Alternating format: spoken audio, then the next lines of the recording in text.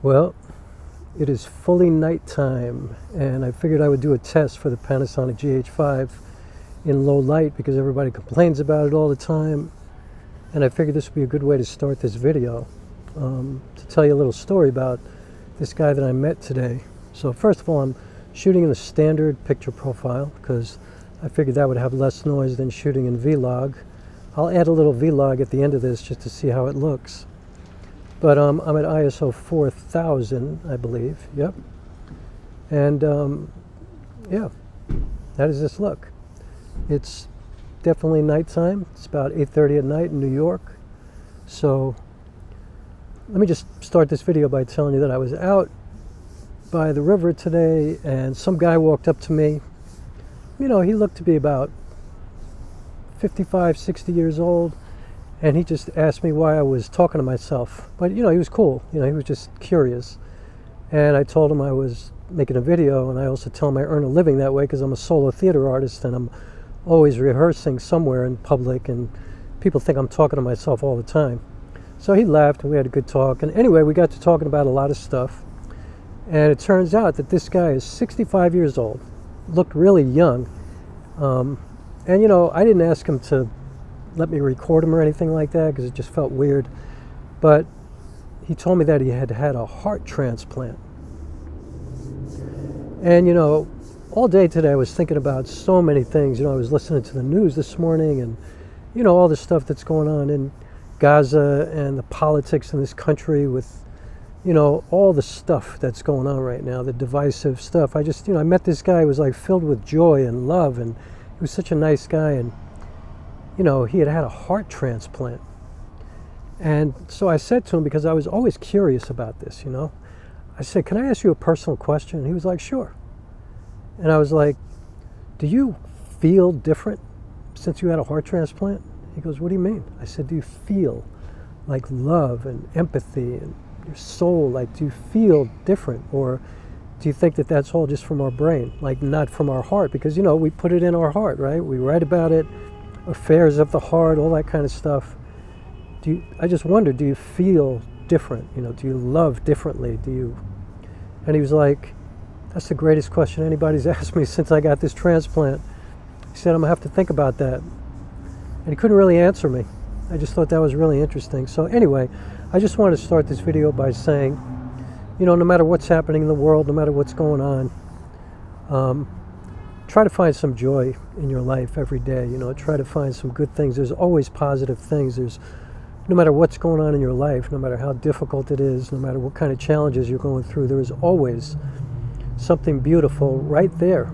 You know, you just have to look a little bit harder when you're being challenged, you know, when you're feeling depressed or down or despondent or whatever. Like, sometimes you got to work at it, you know, like life is not always so easy. And sometimes you got to like really put the effort in to find the beautiful things around you. And you know, not that I'm somebody to tell anybody what to do, but I just highly recommend that, you know, because you know, I'm sitting here making a video about the GH5, you know, the Panasonic GH5 camera, but not really. You know, like my videos are never really about the gear. You know, I try to use them as metaphor for life, you know what I mean? The GH5 is like kind of the underdog, you know, it's like the micro 4/3 camera from 6 years ago or something like that nobody really thinks anything of anymore. It doesn't have enough dynamic range, it doesn't have this, it doesn't have that, it doesn't have dual native ISO, but yet it's capable of providing an image that is on par with any cinema camera, as long as you know what you're doing, you know, as long as you get your lighting correct and your composition and you know all the basics. You can absolutely use the Panasonic GH5 right next to a Red camera or an Arri Alexa or an FX30 or whatever, if you're just talking about image quality. I'm not talking about connecting to everybody on set and stuff like that, you know, and I'm not even talking about, you know, really going in and testing the dynamic range and, you know, but if you want something, if you want to talk about something that could absolutely be in the movies or be on HBO or whatever, you can do that with this camera. And I got mine for $475. So, you know, if you're feeling despondent or sad that you can't afford the greatest, the best cameras that are out, can't even get an FX30 or an A6700, or you can't even get the original Panasonic S5, which is my main camera. Well, I'm here to tell you that you can get a GH5 for 475 bucks. And I was actually talking to this guy, the heart transplant man, about some of the stuff that I've been talking about on my YouTube channel, and he was just laughing, you know, because he understood, you know, we were talking about gear, we were talking about technology, and how, you know, at the end of the day, he said, you know, man, the only thing that's important is the people who you have in your life and the things that you love to do, you know. And it reminded me that when I was a little kid, my father once said to me, you know, as you grow up, you're going to learn in your life, you only have 2 choices. Like, that's it. 2 choices in your whole life. And those choices are what you do and who you're with. So choose wisely. And I have to think that lately I've been a little depressed and scared that maybe we're losing some of the ability to choose what we do or who we're with. You know, this country is like changing so much right now. It's really scary to me. But we still have that ability now. And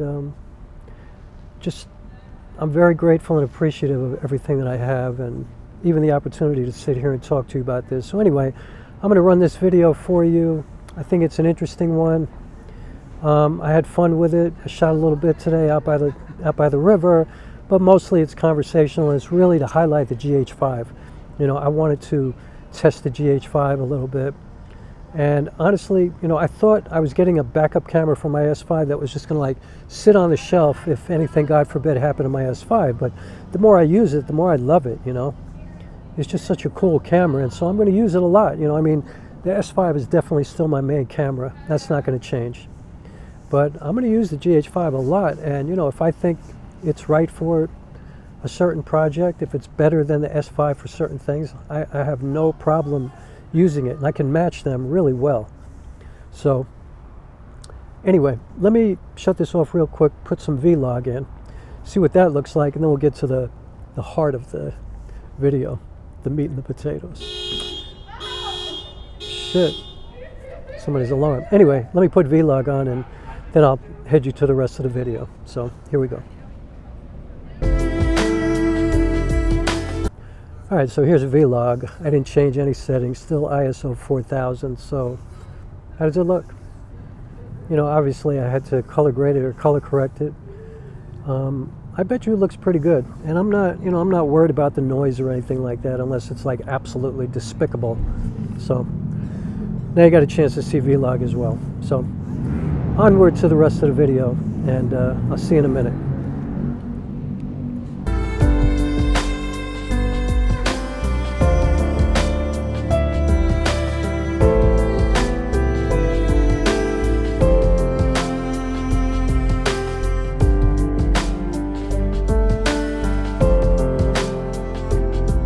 I have been really struggling lately, especially, but really over the last few years, and I think since the pandemic. And so blame this on the pandemic. I mean, the pandemic has become like the same excuse as like a midlife crisis for people. Like, people are making major changes in their lives. They're having real profound kind of introspection, and I think that the pandemic has caused a lot of self-thought, you know, like people going inside of themselves to really consider the way they're living their lives and the way they're dealing with their work, whatever that might be. And in my case, it's my art, it's my craft.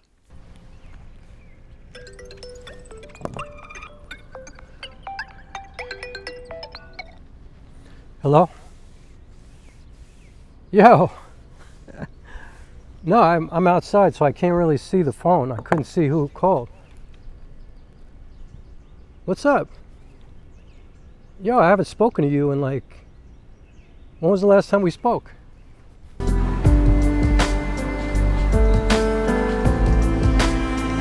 Now, I have been a solo theater artist for many years. In fact, I performed probably 350 days a year for about 10 straight years. Seriously, all over the world. And I love performing. Like, I love the connection that it brings in my shows. I just love what it does for me. It feels like a blood transfusion, feels like a real exchange between myself and the audience, and it feels genuine, because my work is genuine. And I can say that because it's me and I know where it's coming from. So what's the problem? So what's up? What are you working on? Yo, you know what's crazy? I'm out here doing a video now because I got a GH5. No, my main camera is the S5, but I got a GH5 for a backup, but I thought, you know, it was going to just be sitting on the shelf for the next, you know, for as long as nothing happened to the S5, but the more I use it, I love it, you know. Well, part of the problem is that I've been doing nothing but filmmaking since the pandemic. Like, I haven't been on stage since 2020, since right before 2020. I was supposed to open a play right before the pandemic hit, and then pandemic hit and didn't happen. So I've been filmmaking ever since, and I love me some filmmaking.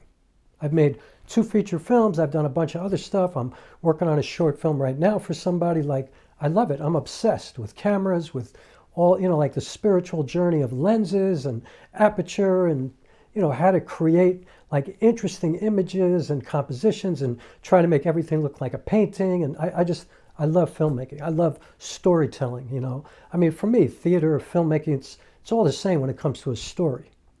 Like, I love crafting a story. I love creating characters and doing character development and, you know, having a conflict and a resolution, a beginning, a middle, and an end, you know, exposition. I love all of it. I love long form content.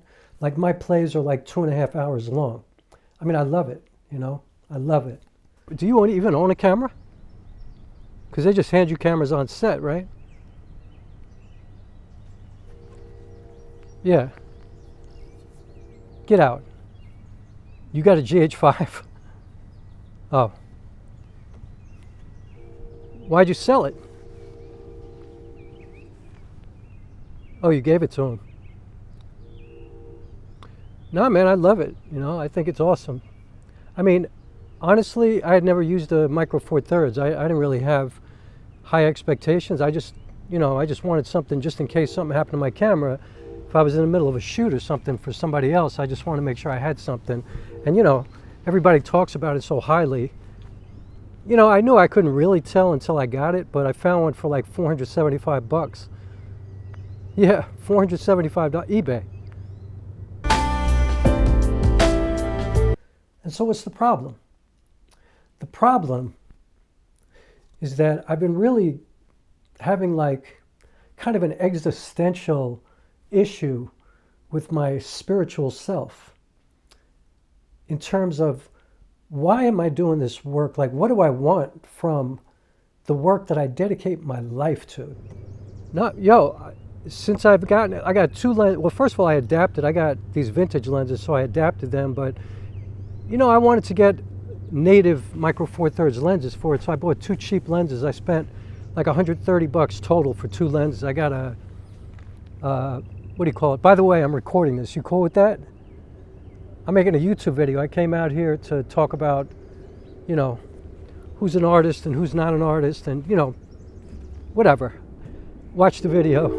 Oh, there goes a train. But anyway, so you're cool? I can record this? All right. Anyway, I wanted to get, you know, native lenses, so I got a 17 millimeter, because that's 35-ish. And I got a 35, which is what I'm shooting with right now, actually. So that's like 70. So 2, you know, cheap, a Ttartisans and a Meike, but they're incredible, man. They look great.